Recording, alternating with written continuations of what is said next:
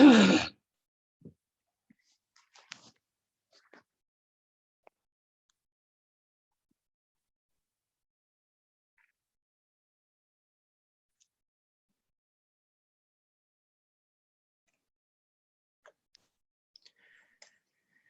evening all, and welcome to Live from Redfearn's Bar in association with Barnsley Football Club Supporters Trust. I hope everyone's had a fine weekend given the current circumstances, and I hope we've all managed to calm down from the thoroughly entertaining but outright chaotic 2 hours with Andy Ritchie and Rick Holden on Friday night. The full video is a must-see television, and it's on our YouTube channel if you've missed it. No solicitors have been in touch and we haven't been closed down yet, but we are waiting to see, which is extremely fortunate because tonight we're hitting double figures for our 10th session and we're being joined by a real Barnsley F legend adored by Reds fans of all ages. Not only did he play 272 times for the Reds, his hometown club, as a driving force that led us from the old 4th Division, for those who are too young to remember what it was, to Division 2. But he captained his country in Italia 90, managed his country at the World Cup in South Korea and Japan, and has enjoyed a successful career across 5 different decades as a player or manager at Celtic, Millwall, Sunderland, Wolves and Ipswich. I'm delighted and really thankful to say good evening to Mick McCarthy. Evening, Ben. How you doing? Very well. Are you well? Where in the world are you getting through this current lockdown? I'm at where I've been for the last 20 odd years now. Well, since 1990, since coming back from France. I've been down in Kent. I was in Orpington for 6 years, and I've been here for 24 years now in Bromley in Kent. Lovely, lovely part of the world. As you can imagine, we had a lot of questions come through to us that we've tried to put in some kind of career-like order. So in the essence of time, we'll go straight into it and go back to the start, if that's all right. Yeah, crack on, mate. How was the step up from Worsborough Bridge to Barnsley when you first joined the club at Oakwell? I was playing for Worsborough Bridge, but I was also playing for the reserves, for Barnsley reserves at 16. And that was an experience. I remember playing against a guy called Mel Holden. He played for Sunderland's reserves. He'd signed for 175 grand, I think, from Preston. He was a monster. And so that was a big learning curve for a 16-year-old playing in the North Midland League against all the old pros. So I was doing both. I was playing for Worsborough Bridge and the reserves. So it wasn't, and then I was, it wasn't as big a step as it might have been had I not been playing in the reserve team. And someone asked us, do you still keep in touch with any of your mates from Worsborough, and in particular the Elm Tree gang who you used to play with? Yeah, I didn't play many times for the Elm Tree. I played with Swathe Main, the working men's club. I played with Barnsley. With Worsborough Bridge. I had mates in the Elm Tree. The Red Lion was more that was my manner. And one of my best mates I still see him, Glyn. That was Glyn Robinson. He was his 60th birthday, and he's big pals with Gary Malinder, actually, who I was an apprentice with at Barnsley. So yeah, I see a few of my pals still. So you broke into the first team in that 77-78 season under Jim Eiley. What can you remember about Jim as a manager in terms of approach and style? Oh dear, Jim. He was pretty volatile, I have to be honest. I was reading your questions, and there was a couple of questions I looked at. And one of the players that I played against, it was at Crewe. And I remember he'd give me a bit. Wyn Davis it was. And Wyn Davis at the time was 35, a real tough ex-pro. He'd give me a real tough time. And I went to tackle him and gave a penalty away. And we lost the game 1-0. And Jim Eiley assassinated me in the dressing room and told me I'd never play for the club again. And I was, well, all things from A to Z. And I was getting up to have a go at him, and thank God, and God love the pair of them, Brian Joyce, I was sat between Brian Joyce and Peter Springer, and they got hold of me and held me down and wouldn't let me go, and then put me in the bath and sat next to me and held me in because I was fuming. So that was Jim. He could be an odd lot. I mean, he used to walk down the corridor in his kit with his boots on, no socks on. And he'd just shout chip oil at the top of his voice. I don't know what that was. And some days he'd be all over you, then the next day he'd walk past you. I was a kid. I was 18, I didn't know what to make of him, to be quite honest. But he had some, let me say, some strange ways about him. Mind he did. It was when he went and left to go to Blackburn. from Barnsley. And he was offering me peanuts at Barnsley for a new contract. And this is when he left Blackburn. He tapped me up for about 2 months to try and get me to Blackburn. So, brilliant. A proper manager. And what do you remember about your professional debut at Oakwell? I think you were a 3-0 League Cup win against Chesterfield. I think you scored as well. I did score, yeah. I'd been to the first game at Chesterfield. It was when the first League Cup game used to be on the Saturday and then the Tuesday prior to the league starting.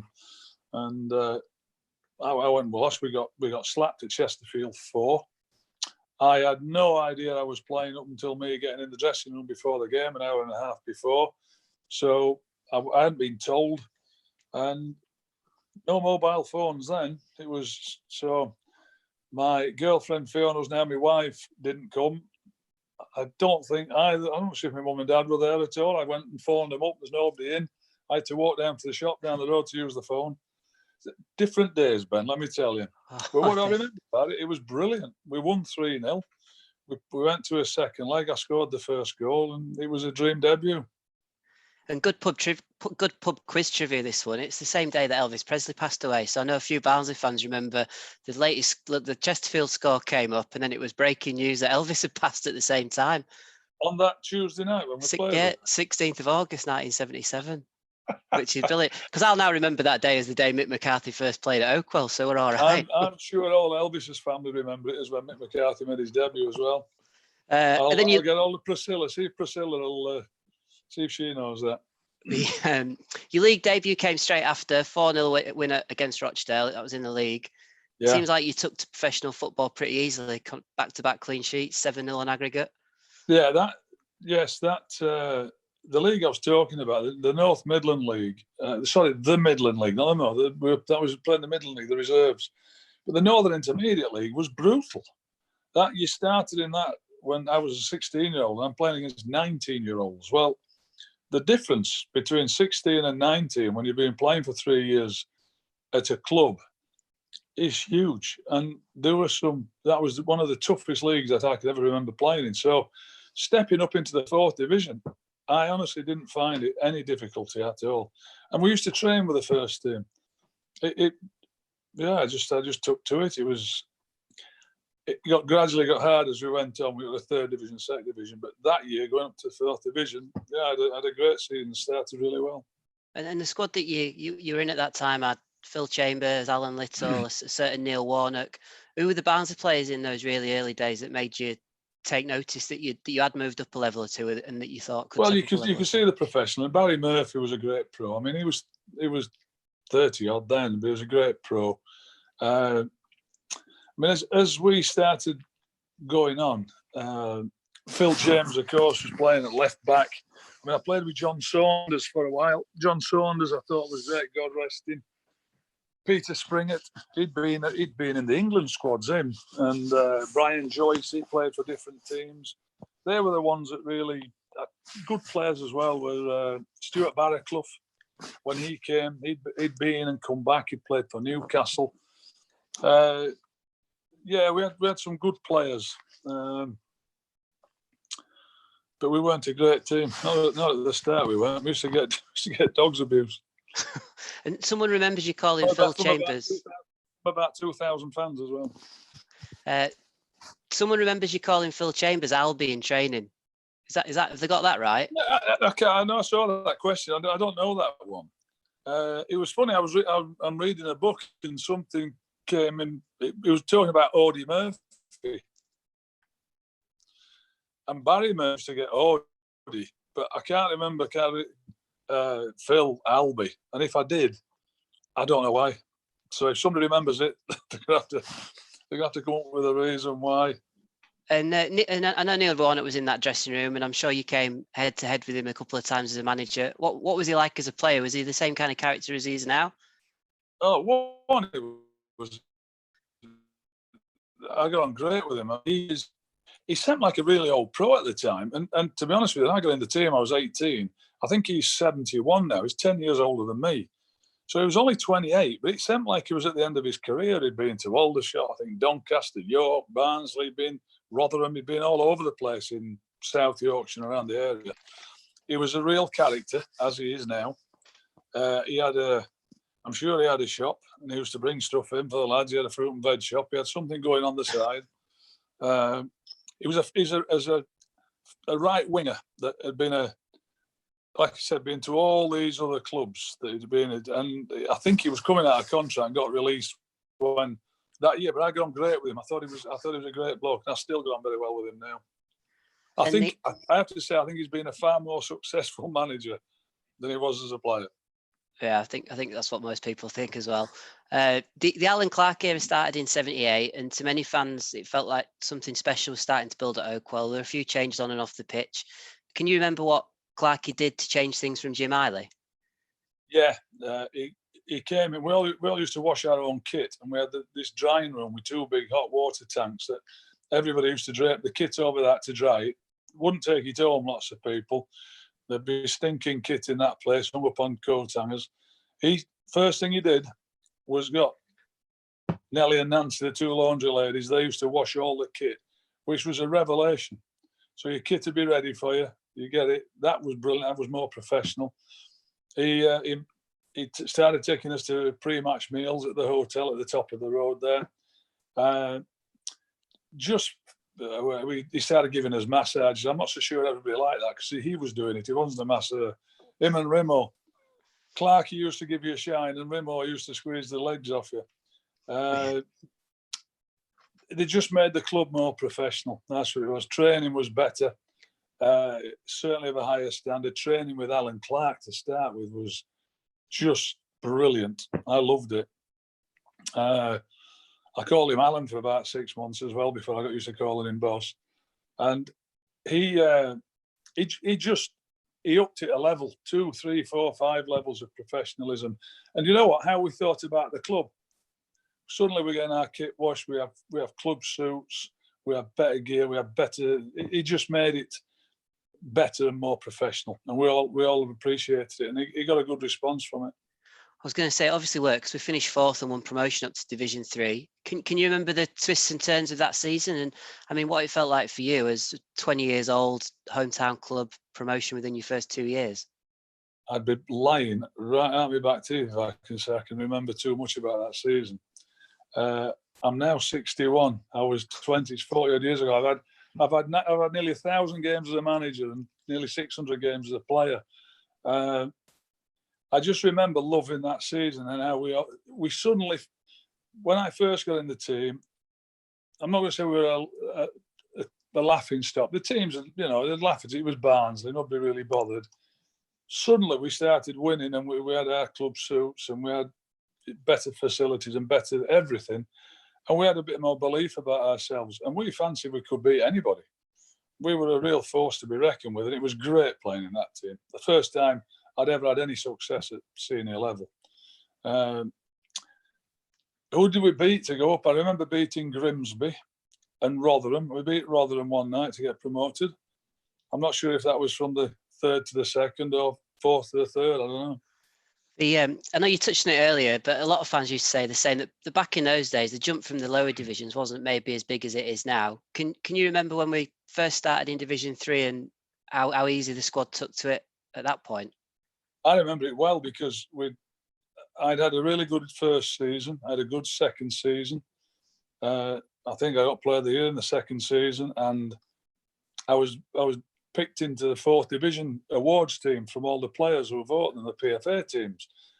I got them in both years. That season in the 3rd division, I struggled, and I don't know whether it was quicker, better players, whether it was me thinking I'd made it and being a bit of a smart ass. I don't know, but it certainly it woke me up. That one, that was a tougher league. That was probably the hardest jump I had in terms of going up my career, my ladder of a career. That was a hard season, and I don't know where we finished, but I don't think we had a great season that year. We had this. I think one of the big games out of that season was a 7-0 defeat at Reading, and the story at the time was that Clarke took all the players down the pit to show them what hard work was like, and from that moment on, we won a few games. Is that true? That's true, yes. And another story from that was Ian Evans was at the game. who I ended up playing with for such a long time, and still we remain friends now. And he was my assistant for 10 years or something. He came to the game, and he travelled back on the bus with us. And I remember I'm sat with him, and he said, "I nearly didn't sign after seeing that." I said, "What? You just sent it out? You've just seen your team get beat 7-0. You've got to make an impression. You can only improve us." But Clarke, he went into one after that game, but he was the irony of it was he was one of the worst players on the pitch, and he was accusing us all of downing tools as managers do, and even more so in that era. You know, you'd be listening to it for an hour. You'd be going on every player individually, and we'd be getting abuse, deservedly so at 7-0, I might add. But I said he took us down the pit, and I thought, wow, he was showing us what hard work was. I don't think he put too much hard work into that 7-0. I remember thinking that, and that was probably remiss of me because I used to love him as a player, and I love him as a manager, and he was such a top pro, you know, top professional, best finisher I've ever seen. And he did help. We had a bit of a laugh when we went down the pit. I have to be honest, all the lads in the, you know, all right, Mickey, how you doing? Come on. And we should be walking down, and they put us on the train or on the belt, and we'd go down on that. And I think we all took it for what it was and enjoyed it. And certainly the lads in the pit did in the mine. It was a bit of banter with them. Oh, I can imagine. You mentioned Ian Evans, and I know that the squad took a different shape that season. Ian Banks came into it from the youth team. Norman Hunter joined. A certain Ronnie Glavin came and top scored with 20 goals. Did you feel at that point when those players were joining that the levels were just going up a little bit as a squad, and that? Yeah, well, you know, from Allan Clarke coming in and just his presence, then you can suddenly get better players. I'm sure that Norman Hunter came because Allan Clarke signed him. You know, that I'm sure. Oops, sorry, I'm sure that was the reason why. Norman was different class. I mean, he just like Clarke, similar standards. He'd been at Leeds all his career. It was interesting actually. I watched Allan Clarke play for Leicester City against. It was my first game I ever went with my dad, and stood on the spy and cop and watched him play. First time I heard my dad swear as well, actually. But anyway, I think he said bloody hell, so it wasn't too bad. But Norman was great. That team was excellent. Banksy made a huge difference. Banger was a great player. He was a star. The star in the making. You know, he's still growing. He's still a kid when he got in the team. But wow, he got some ability. Scored some wonderful goals. Ronnie Glavin was amazing. 20 goals a season for 3 seasons. The defenders used to laugh at Ronnie because we'd come off, we'd been battered, and we'd won 1-0, and the defenders are all there, blood coming out of the nose and black and blue. And Ronnie was pristine, but he'd scored the winner, and he was fabulous. He used to go out on the pitch on a morning, and if all the balls were there, he'd kick them all in the net. So the coach would set them out. He'd just boot them all in the net. He just loved putting the ball in there. It was one of the best midfield players I've ever seen for scoring. Always. Yeah, brilliant he was. Ronnie Glavin always scoring. You mentioned the late Norman Hunter, who took over when Clarke left for Leeds in 1980. How impressive was Norman as a player first and then as a manager? Well, you know, I was a Barnsley fan, but I was a Leeds fan because they went as a kid in 60s, 66, 67. You got me. Got you back, yeah. I might have to get some juice in my battery. I might have to go and anyway. He was one of my heroes, Norman, and he was a wonderful footballer. If you ever see him, he's known for Norman bites your legs.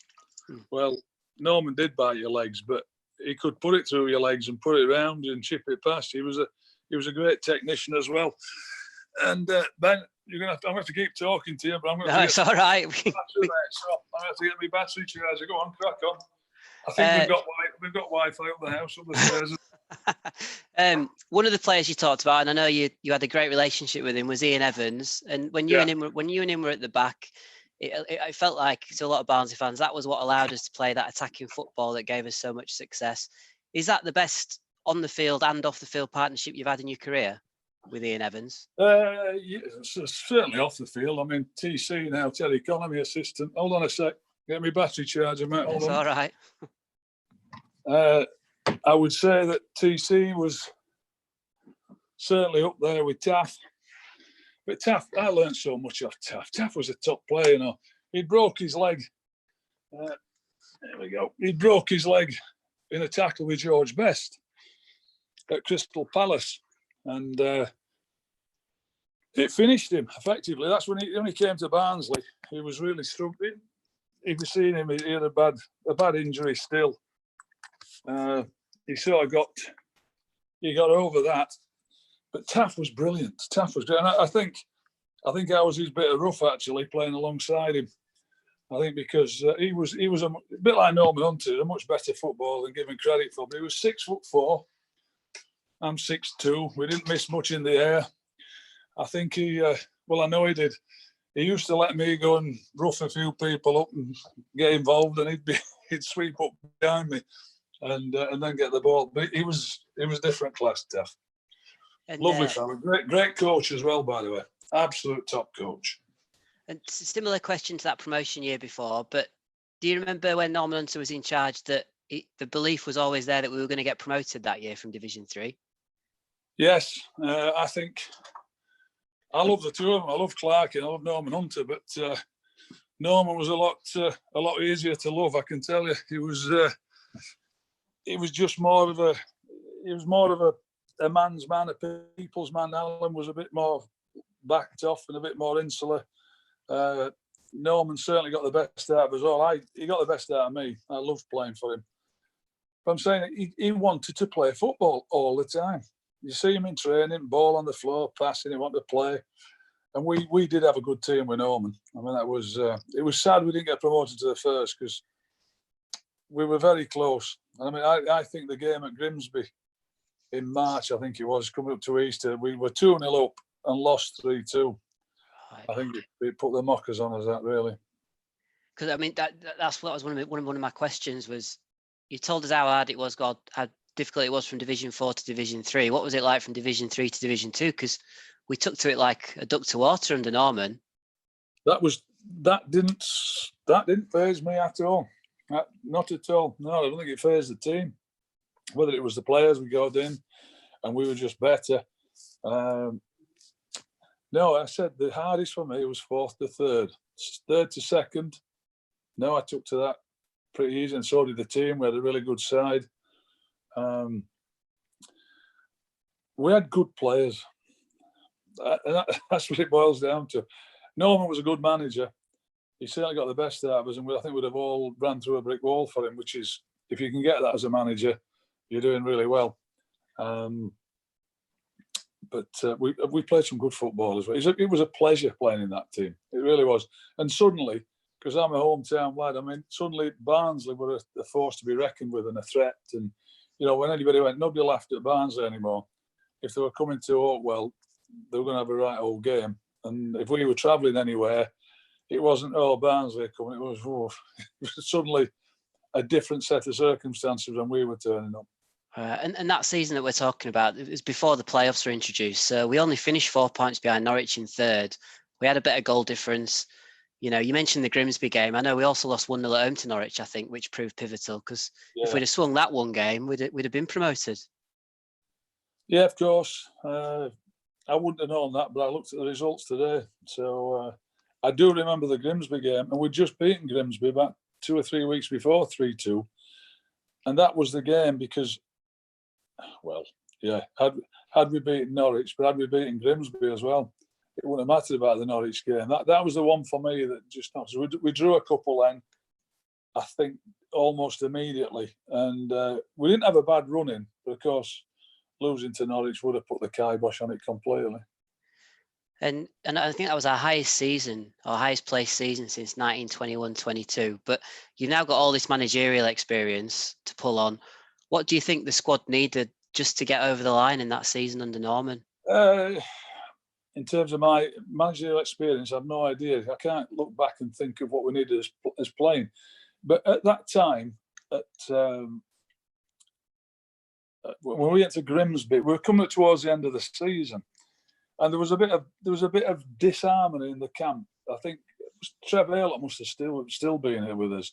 There was a few players that were they were talking about moving, and there was just things going on that it wasn't as settled, it wasn't as together, it wasn't as harmonious as it had been. And I always remember there were some players that were talking about leaving and contracts were coming up, and there was a bit of talk about new contracts. And I honestly think it affected us. I really do. I don't think it has anything to do with the ability of the team. I just think we lost something. And losing that game, 2-0 up away at Grimsby, losing 3-2 when we were a good team. We'd had loads of battles with Grimsby. I had from my days in the Intermediate League. But to lose that game was well, borderline unprofessional when we were 2-0 up. We should have won it. Well, it sounds like I can hear the passion when you're talking about it. It annoys me now. It still like rankles with me, that. There were also a couple of cup runs during your time at Oakwell. And which one was the most memorable? Can you remember one of them? Yes, when we had that great run of beating. We beat Manchester City, we beat Brighton, and we beat Swansea. I can't remember which. I think it was probably Swansea, Brighton. I scored against Brighton. I scored a header against Brighton. We beat them 4-0. Trevor Aylott scored an unbelievable goal against them. We beat Swansea, and then we beat Manchester City 1-0 with Kevin Reeves playing up front. And Trevor Francis was at the club, but he didn't play. But Kevin Reeves was an England international. So we beat all them. And forgive me if that's when we went to play Liverpool, but we played Liverpool then in a cup tie. Was it after that? I can't remember. And we played Liverpool. We drew at home. It was a real event-filled tie because we went away from home and drew. And it was a real foggy evening. And I remember the stories where the Barnsley fans were coming up in streams and droves with about 5 minutes to go and asking the score. And of course, somebody said it's 0, and they all said, blow the whistle, ref, blow. They'd only been in for 5 minutes and they wanted him to blow his whistle. So we got a draw there, but they battered us at our place. They beat us 4. And that's when Phil Thompson got injured. Colin tackled him and he ended up being injured. Oh, it was such an event-filled tie. But we got bashed that day. Graham Souness was playing in the middle of the field, and we got murdered at home 4-1. Well, there's another cup game that I actually watched on YouTube with a load of Barnsley fans a couple of weeks ago on a video call, obviously not in the pub. But we went to a replay against Enfield, and they moved it to White Hart Lane. And I think there were 35,000 there, of which, depending on which rumour you believe, was anything from 9,000 to 15,000 Barnsley fans went down to London for it. Can you remember that one? Vividly. And you were talking about Elvis dying when I made my debut. Well, I think Taff, Ian Evans' lad, was born on the day we played in Enfield. So there's another stat. I'm sure that won't ever get asked as a question, but it might be with Taff. We went down there, and it was either the day before or the day of. But they'd knocked the big stand down, Tottenham. So there was only 3 stands, and there was a temporary one, and we were getting changed in prefabricated buildings. And when we came out, I mean, Enfield put such a good game at our place. They probably should have beaten us. And we ended up having this draw and going down there to an amazing crowd, 35,000. And it was another tough game. Did we win 3-0 in the end? Yeah, I think so. Yeah. We won 3-0. And in the end, it looked like a good performance from us, but we had to really dig in that day. And all the fans, I think every London club had fans that came to watch the Northern Numpties get beat. I'm certain they did. Seriously. There were Tottenham fans, there were Arsenal fans, there were Millwall fans, West Ham fans. There was people from London came to see the London team beat the Northerners. Well, we sent them packing. We did. I always like to do that. Yeah, more pub quiz trivia for you. There was rumoured to be more at that game than there was at Arsenal Tottenham that season. So it was the biggest attended game at White Hart Lane, depending on what you read. Well, if we could verify that, that'd be a nice stat. So that's your playing career at Barnsley. How do you look back on it, and what are the biggest memories? Getting promoted. certainly, well, making my debut first and scoring. I mean, that's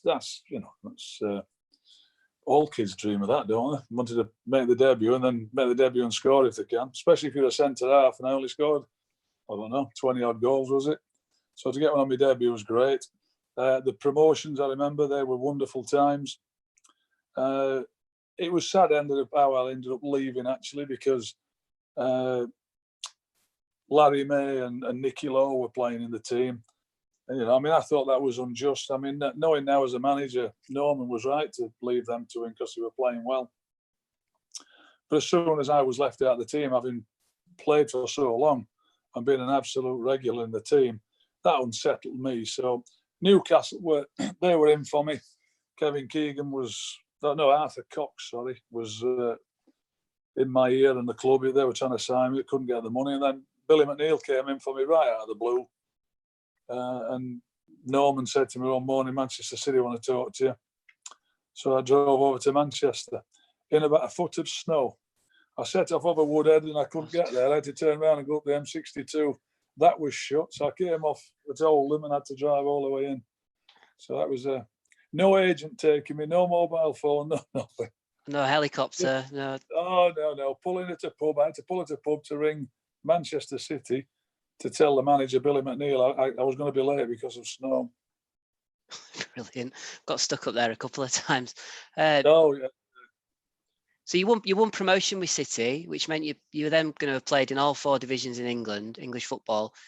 Again, just going to ask you the same question. Can you remember the jump up to when you started playing in that top division with footballing legends of the 80s? Yeah, it was tough, that. I mean, I said going from the 4th to the 3rd was the toughest. I still think that I could cope with the 1st division at the time, but as a team, we weren't a particularly good side at City, and as a team, we struggled a little bit. I think we stayed up for one season and then we went down the following season. But it's still now, even now, and I've done it as a manager, it's that juggling act between the team that went up and then getting players in who are better than what you already have and integrating them into a team. I said that the first year we stayed up, I thought it was the second year that was tougher. But Billy McNeil left and we sold some of our best players, which, if you're trying to stay in the top league, you've just been promoted, you don't sell your best players, you try and keep them. And how do you think Norman's team of 81 would have coped if they'd have got promoted?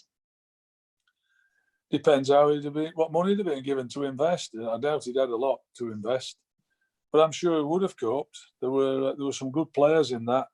I don't know whether the jump then is as big as the jump is now with the players that come in. I mean, we're now getting the best players from every country in the world. At the time, it was the best players in the British Isles, really. There weren't too many foreign players.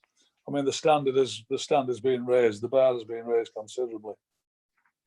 And then, so you left Man City and you joined Celtic. I'm guessing growing up that one of your earliest footballing memories will be the Lisbon Lions in '67.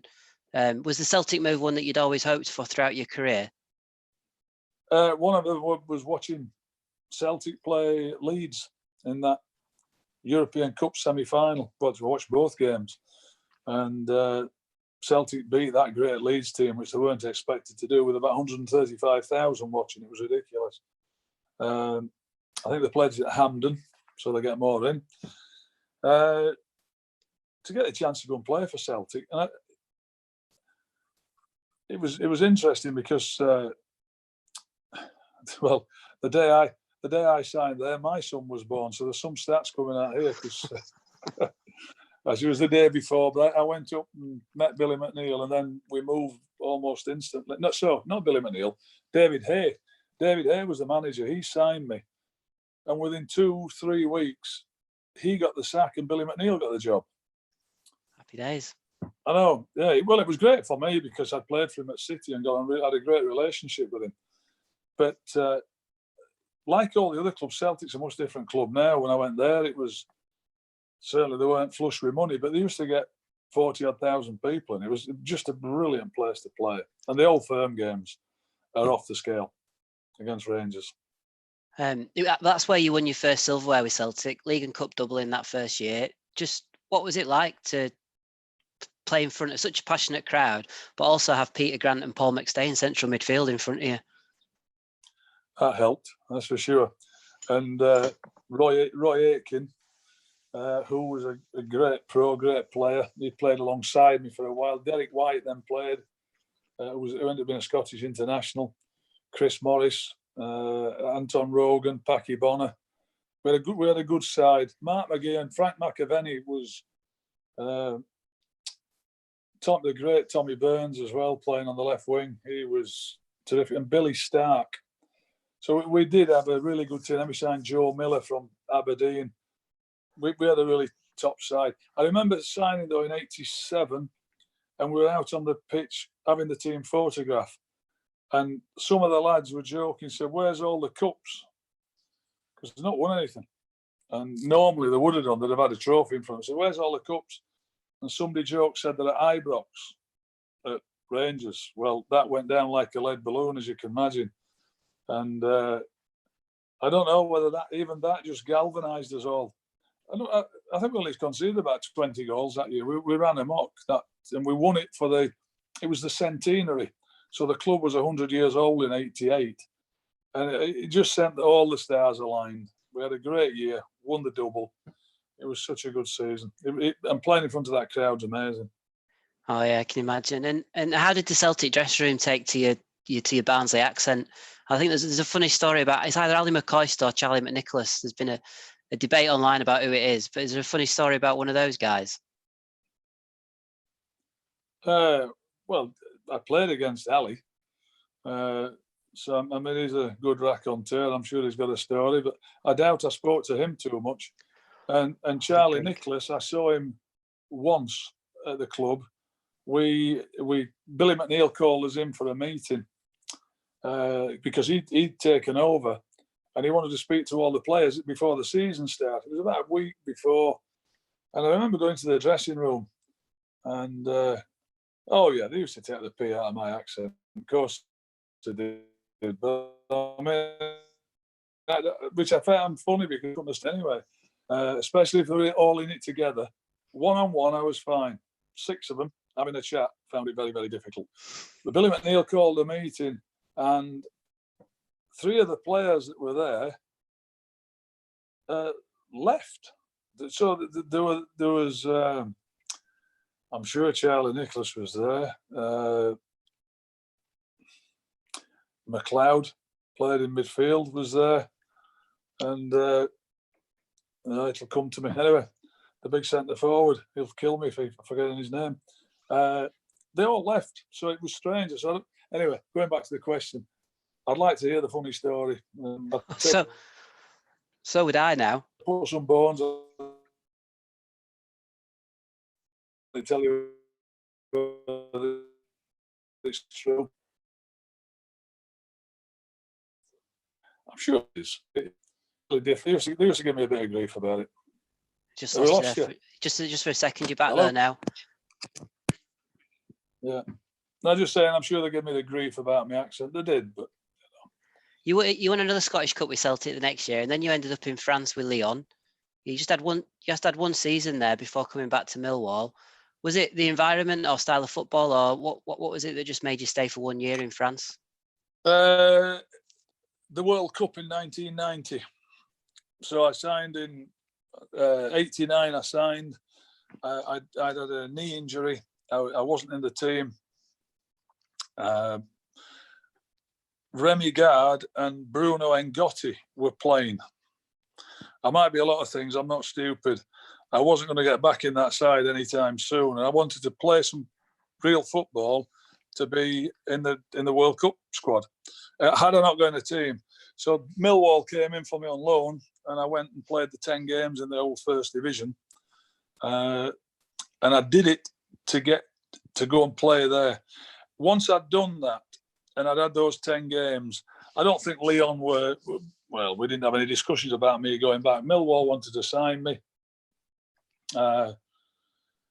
I then made the decision. I thought, now I've come home, I'll stay home. And I was thinking about my coaching badges and my management, thinking if I stayed in France for another 2 or 3 years, I might not play. I might get a chance to get my badges. So no, that was the only reason. I loved being in Lyon. My wife, Fiona, was devastated. She didn't want to come home. Maybe I should have left her. I don't know. We had 3 kids. I'm only joking. We came home and we made a good show of it at Millwall when I went there. Well, that brings us nicely on to international football. So you went on to earn no fewer than 57 caps for Republic of Ireland, captained and led them to a World Cup as a manager, which we'll come on to. Before you opted to play for Ireland, was there any talk of an England call-up when we were finishing 6th? You know, when I was playing at Barnsley, and I was just that young lad coming through. I was 18, 19, but I mean, playing in the 4th division, you don't get too much recognition. I was getting recognition about might be able to play, and then playing then in the 3rd, but never, not too much for England, no. And I always knew I could play for Ireland, although that being mentioned, I think when I was at Barnsley, but when I went to Manchester City, it's amazing. I didn't play any better for Manchester City that season than I'd done for Barnsley for 3 seasons in the 2nd division. But just being at Manchester City, the profile that it gives you, a bigger club, you suddenly get more recognition. And Owen Hand called me when I jumped at it. I really wanted to play. So you played in all 3 games for Ireland at Euro 88, and then you captained your country at Italia 90. Just how different was international football to playing for your club? I'd say mentally, you could be absolutely knackered after the game, and you wouldn't be thinking, not as physical, certainly not putting balls in your box and goalkeepers kicking it and you're fighting against big centre halves and that sort of a physical game. It was, lots of them were more technical. They'd have the ball, they'd be trying to play through you, as the league is now, the Premier League. And so there'd be a lot of movement, there'd be a lot of rotation of players, and you had to concentrate more and always communicate with your team, Kevin Moore or Paul McGrath, and the people in front of you. That I found was the biggest difference. Certainly the standard of the players. I mean, the World Cup in 1990, George Hadji played. It was amazing. It was just amazing. I mean, it was, I'm not sure I got too close to him. The only time I got close to him when I took a shirt off him at the end of the game, I think. It was just, we drew and then we won on penalties, but he was magnificent. The things he did with the ball. And speaking of those phenomenal players from that World Cup, you got Italy in the quarterfinal, the host nation. They've got Schillaci, Baresi, Maldini, Zenga, Baggio, Donadoni. But you ran them really close. What was it like playing in a knockout game against the host nation? Well, even before that, of course, we'd played England and we'd drawn 1-1. There's Gary Lineker and all those boys in. But then we played Holland, and that's Ruud Gullit and Rijkaard and Van Basten and all those, Koeman. They had a top team, So we'd done well in all those games. But the Italian game, you asked me about Barnsley and about how we felt and were we confident and did we think we could win. I don't know how it comes that. Well, I do know how it comes. It becomes from playing well. You've got good teammates. You've got a good system of playing, and you're always in the games. You always find you can win it. We went to the Olympic Stadium in Rome, and I remember we all walked down to the pitch before, and Argentina were playing somebody in their quarter-final on the big screen. And all those, the Irish players, walked down to the pitch and sat on the pitch and just laid down and watched the game. And the Italian players came in their Kappa tracksuits, looking immaculate, and the hair slicked back and the sunglasses on. And we were sat on the pitch with shorts and flip-flops and, our kid flips and that. They found that hard to believe. They were kind of unnerved by it, I think, how relaxed we were. And yet when the game started, we just fancied we could beat anybody. We thought we were going to win that. And that was a quarter-final in the Olympic Stadium in Rome, in their backyard. And we went there thinking we were going to win it. It's a great feeling. Oh, yeah, I can imagine. And then it's a sword when you lose, though. Well, and then speaking of great feelings, you then managed Ireland and took them to the World Cup in South Korea and Japan in 2002. How proud was that moment? That was amazing because I'd taken over after Big Jack Charlton, and following him was always going to be tough. So we had 2 playoffs prior to that. We played Belgium and played Turkey for the World Cup and the Euros in between. And then we were in Croatia and Yugoslavia's group. That's one of the times. And then the time when we qualified, we were in with Holland and Portugal. We beat them 2-0 at home, and we 93rd minute or something, they beat us 1-0, so we went through 2-1 aggregate.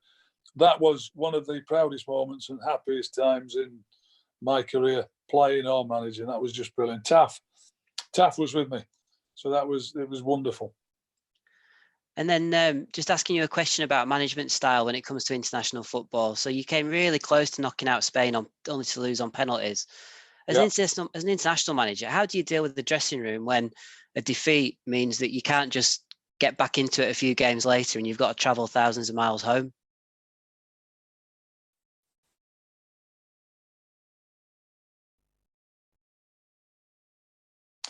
We'll all be smart and we'll all either get over it or you won't. So that's no problem. The problem is when you're in a competition, you've got 10 games, say, to play, and you've played 2 or 3 games and you get beaten in one, and then you don't see them for 3 months. So you play in November, you lose the last game, and then you haven't got a game until March. Well, that's a toughie, because I know as a player, I'd go home and I'd be thinking about it. So we used to play on a Wednesday. So if we'd lost, I'd go home and be thinking about it. I was playing on Saturday. I'd forgotten all about the international match by Saturday. And then you play on a Tuesday. Well, it's long gone. So you don't. So the players who are playing don't really remember it, and then they come in 3 months later. How do you go down and start talking about a game? So I just scrap it. I just say, look, I'd have a quick debrief on the game, how we did, but nothing we can do about that. It's the next one that you've got to concentrate on. Well, look, for the last handful of questions, we're going to go back to your Barnsley days. So there's no order or theme to any of these. These are just ones that have been sent in. Go on. Lots of talk of hard men in football during your playing days. Who were the centre forwards do you remember great battles with? Oh, well, you mentioned Mick McCarthy. I'm sure Norman Hunter's debut was against Lincoln in the Cup. And I'm thinking, I'm playing with Norman Hunter, and I'm thinking I'm omnipotent. The 2 of us thinking, oh, I've got him alongside me. Well, I'm certain it was Tony Cunningham and Mick McCarthy that played against us, and they beat us up on the day. They absolutely bashed us. But on the Tuesday, we reciprocated, and we had a good victory. But they were Mick McCarthy was Bobby Campbell at Bradford City. I don't know if you've ever heard of him. Bobby, mad Northern Irishman. And I got on great with him, but we used to knock 7 bells out of each other. That was outrageous, playing against him. One of the biggest lessons I got was the guy I mentioned, Wyn Davies. I played against Wyn Davies at Crewe when I was that 18-year-old, and he had short sleeve shirt on. He had it rolled up as well. He was knocking me about for it. He just check him out. Get him on Wikipedia, Wyn Davies. See where he played. I think he was the Newcastle striker. And one of those that had dropped down into the lower leagues, and he was still a good player. But the toughest of them all, I'm not saying as a footballer, but the most physical was Billy Whitehurst. Oh, Billy Whitehurst was, that was borderline scary, that one. You're playing against him. That was, if you didn't stand up to him, you were going to be in serious trouble. And a great lad off the pitch, but on the pitch, there'd be elbows flying and all sorts. I played against him at Newcastle, and he hit me in the face running outside the box. He was elbowing me, so I reciprocated and elbowed him in the face, and he never flinched. He said, right, you're getting it after the game. Oh dear, I thought this could be trouble. What was the... They were big, powerful boys, they really were, and it was a lot more physical, the game then. And what was the battle that you had where you ended up with the bandaged thumb? Was it the bitten thumb? Oh, wow, yeah. Who was that? Oh dear, Welsh lad playing for Hull. Yes, I think we won 3-1 at Hull, and I scored an own goal. Martin New was in the nets, and I rolled the ball back to him. And I'll have to find it, try and get YouTube it. To this day, I have no idea why he was stood outside his goals, but it was. I rolled it back to him. I thought he was in his nets, and he wasn't. So he scored, and I can't think of his name. That's terrible.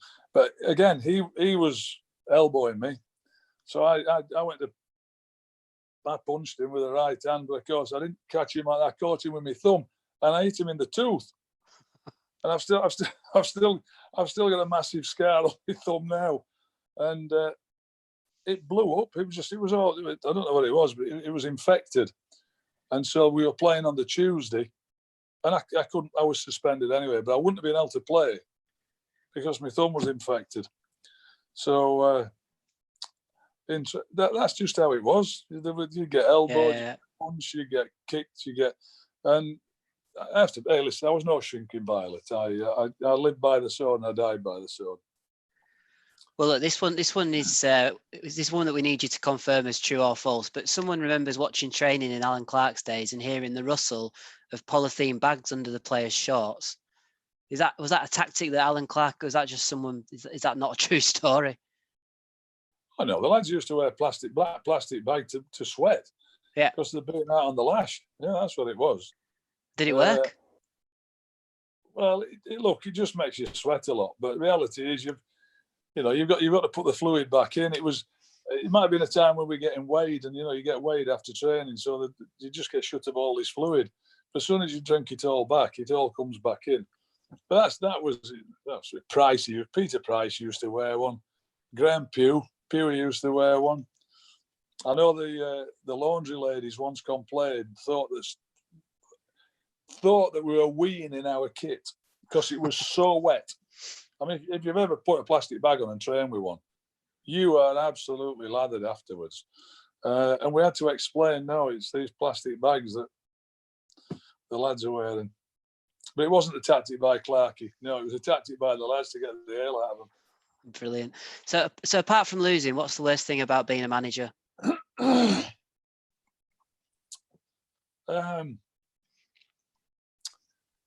love it, actually. I love because the highs and the lows. The highs are great, and funnily enough, the lows are worse because I could remember more games I've lost than the ones I can win that I've won. Goals that we conceded rather than goals that we'd scored. So I guess carrying, and I don't carry negativity around with me, but it's always that. You've won. I go home Saturday night.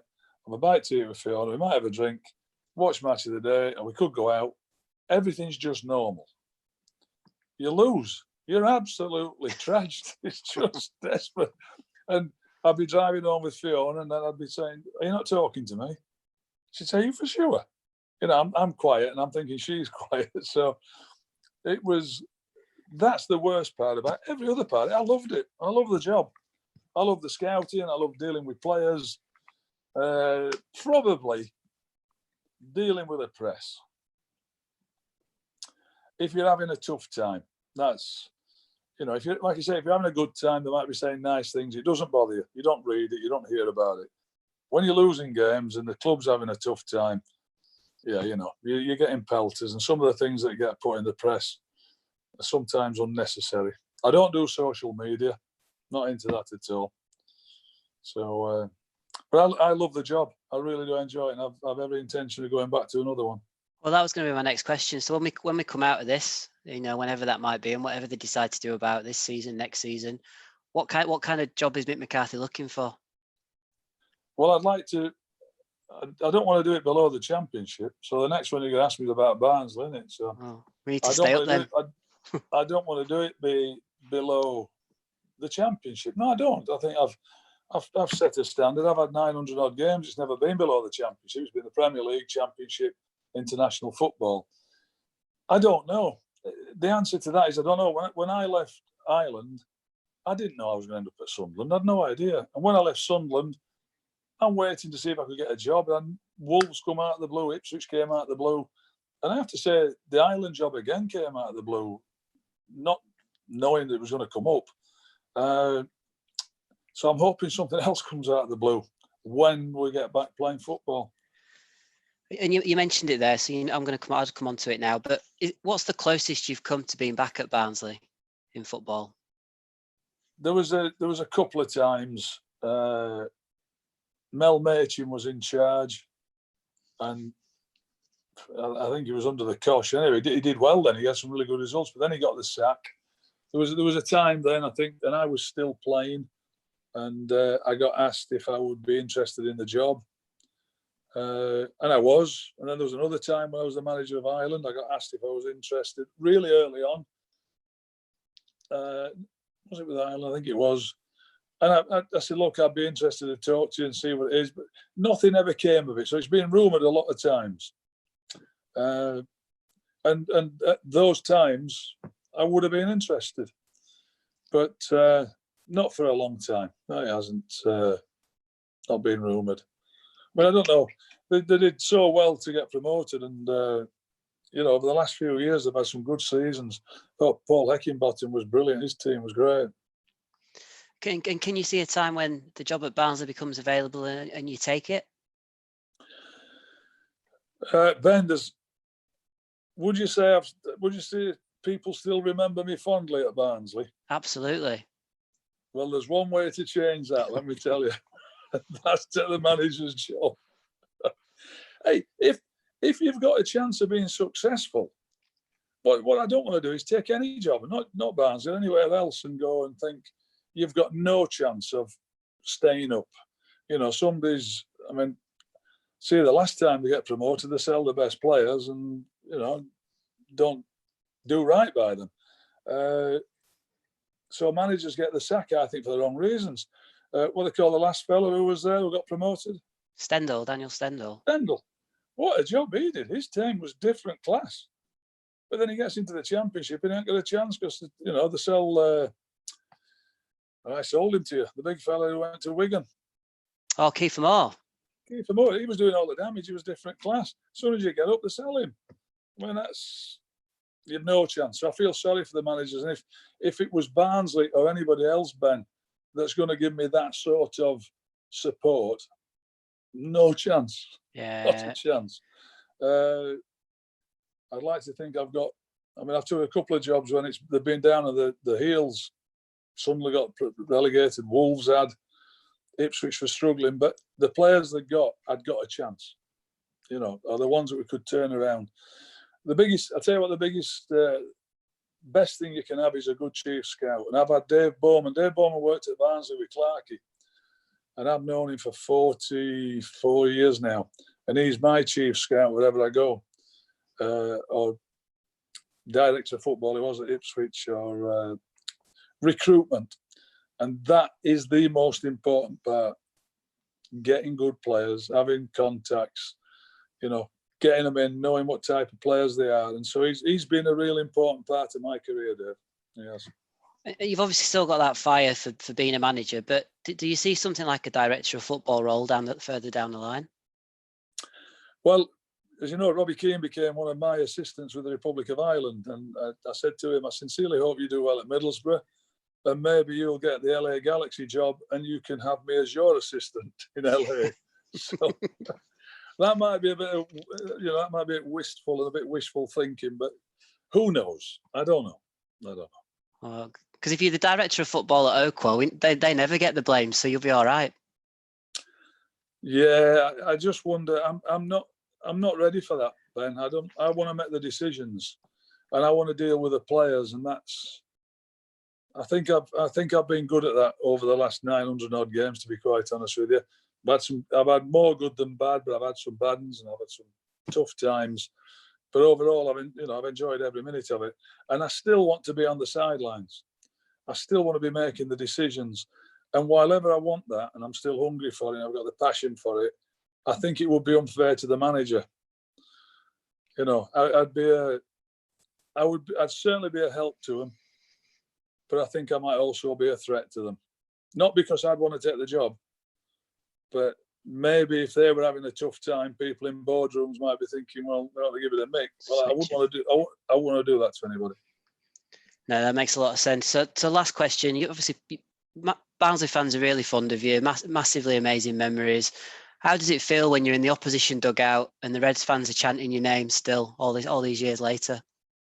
That kind of stuff, mate. I don't get that too often. When I come up, I think they want to beat me as much as anything.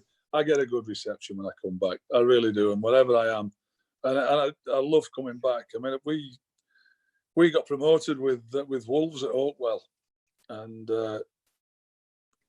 we sealed that. I mean, I've had some hell of a battles with them. Some of the games have been brilliant, and I love coming back. And I do appreciate the fact that I get a warm welcome whenever I come back. There's not many. There's a lot. It's a long time since I played there. None of the kids. I mean, no teenagers would even think. They don't even know me. They might know me as a manager, but not as a player at Barnsley. You're going to have to be. When did I leave? 83, 84. Yeah, you've got to be 50 to have even seen me play at Oakwell or even remember me. Well, I was born in that season, and I feel like I was there watching you because of how much all my mates talk about it. So, honestly, I love my time there. And I said it was a shame that I ended up leaving like I did, but it was time for me to go. I'd had the 272 league games, and it was time. But I loved every minute of it, and I still watch for all the results. It's one of the first ones I look for.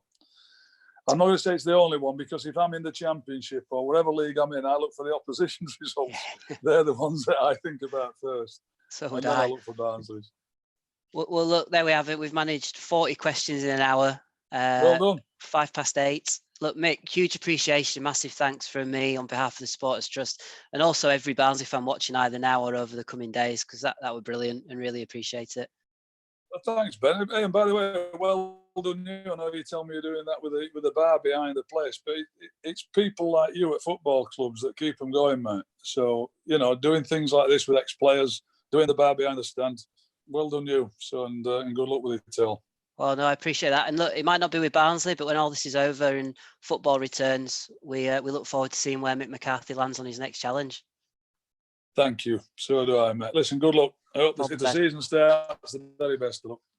Well, look, for everybody else, I hope you enjoyed that hour with a true Barnsley and footballing legend as much as I did listening, even if I was born in the 83-84 season. We keep going with the Tuesday, Thursday sessions until the foreseeable future. Jim O'Brien, Dale Tong, Brendan O'Connell, Josh Scowen, and then we've also got the crew from Daydream Believers. Look forward to seeing you for one of those. Mick, thanks again and all the best. Cheers, Ben. Good luck to all of you. See you. Bye, mate. Right. Good night, everyone, and stay safe.